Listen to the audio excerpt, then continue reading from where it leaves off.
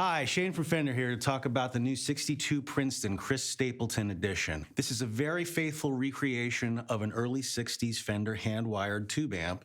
The cabinetry and everything is spot on, but there's some special touches that we added at the request of Chris himself. Chris Stapleton really found his own unique signature voice through playing a Brown Princeton.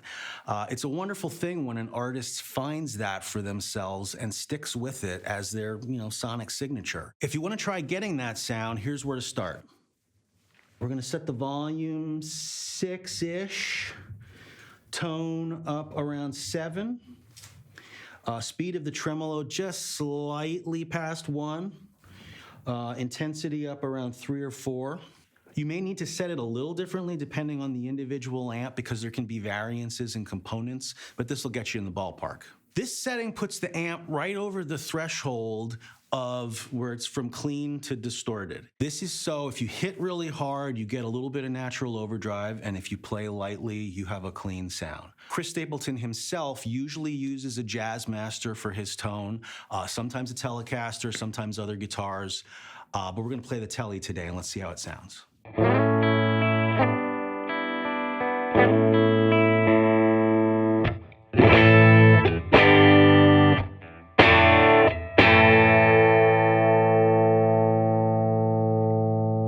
So you can hear when you dig in, you get that natural compression and just a little bit of hair on the note, a little bit of overdrive. That's where a lot of players really like to live.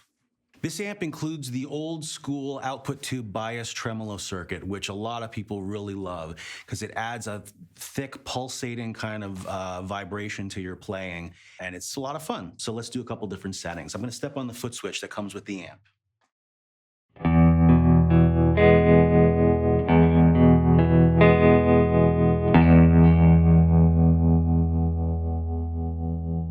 But you can also set it faster for a variety of different effects.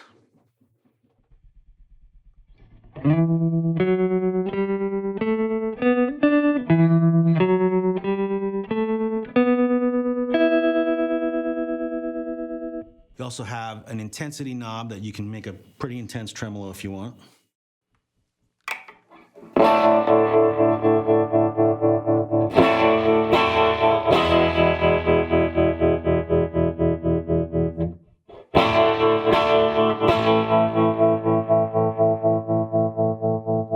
Because this circuit modulates the power tubes, you can get an interesting effect when you turn the amp up higher and the power amp's distorting, and the tremolo kind of ducks out of the way, but then as your chord is sustaining, then the tremolo blooms. It's really fun, so let's try that.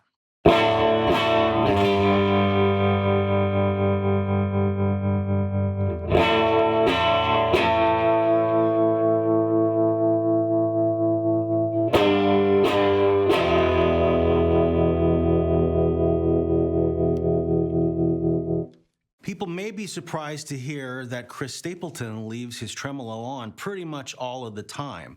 I think this is because when the band's really rocking and they're playing hard, you don't notice that the tremolo's on, but then in the gentler moments, then there is that little pulsation on there. So that's an interesting part of his signature sound.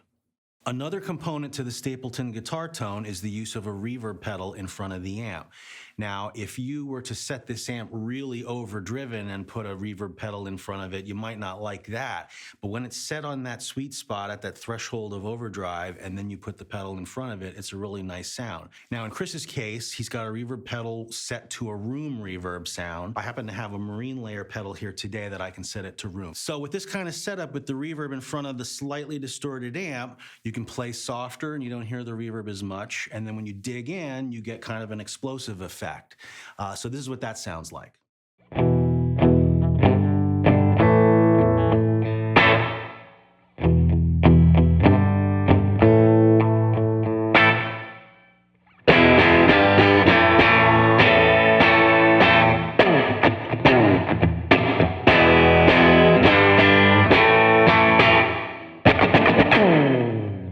Now, regardless of what effects you use with this amp, the touch-sensitive dynamic response that this amp is capable of can suit many different styles of playing. You can do rock, jazz, blues, country, kind of whatever you want to do. I have the amp set now about 2/3 of the way up. I turned my reverb on just a little bit, and here's what a blues sound might be.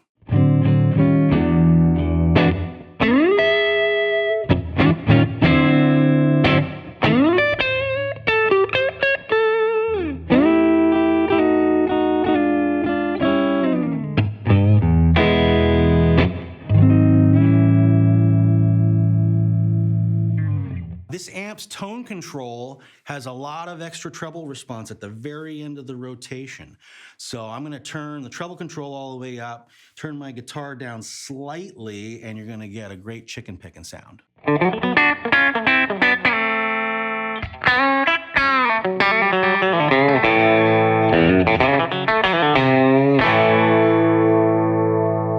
Or just rock out.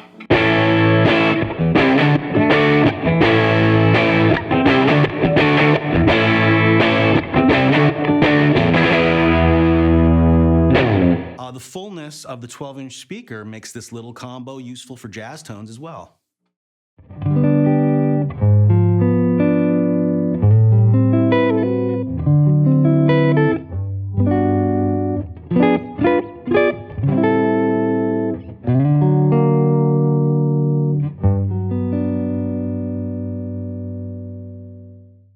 Telecaster in the middle position, amp set down around 4 on the volume, so it's nice and clean and crisp. You can strum your cowboy chords or your little strummy stuff, and it all sounds great.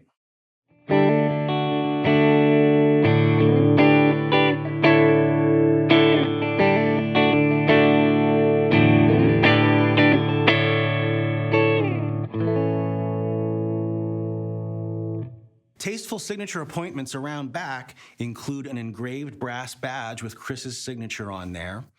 And when you're looking at the speaker, that's the brand new Fender Special Design speaker by Eminence. We partnered with Eminence and with Chris to do a brand new speaker for him. Original 1960s Princeton amps came with lightly powered 10-inch speakers.